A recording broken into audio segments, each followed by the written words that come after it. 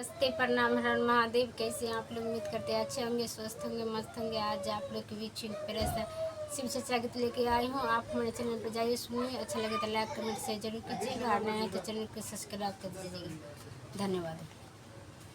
सैया के दीदी नौकरिया हो, शिव चर्चा कराईम। सैया के दीदी नौकरिया हो, शिव चर्चा कराइब। नौकरी रहे सरकरिया हो, शिव चर्चा कराइब। नौकरी रहे सरकरिया हो, शिव चर्चा कराइब। सैया के दीदी नौकरिया हो, शिव चर्चा कराइब। टीचर बना दी चाहे बैंक में धरा दी, टीचर बना दी चाहे बैंक में धरा दी। चाहे बलमुआ के अफसर बना दी, चाहे बल के अफसर बना दी। चाहे बना दी कर्मचरिया हो, शिव चर्चा कराइब। चाहे बना दी कर्मचरिया हो, शिव चर्चा कराइब। पिया के दीदी नौकरिया हो, शिव चर्चा कराइब।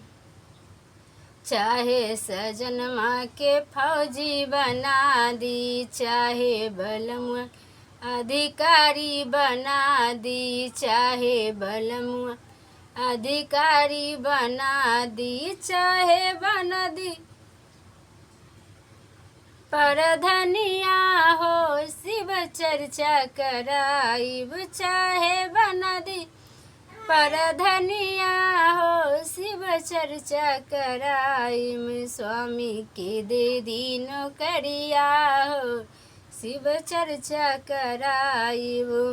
कोनो उपाय शिव गुरु लगाई, कोनो उपाय शिव गुरु लगाई। कोनो विभाग में सेटल करवा दी, कोनो ही भाग में सेटल करवा दी। कर ले हमें गोहरिया हो, शिव चर्चा कराइब। करिले हमें गोहरिया हो, शिव चर्चा कराइब। सैया के दीदी नौकरिया हो, शिव चर्चा कराइब।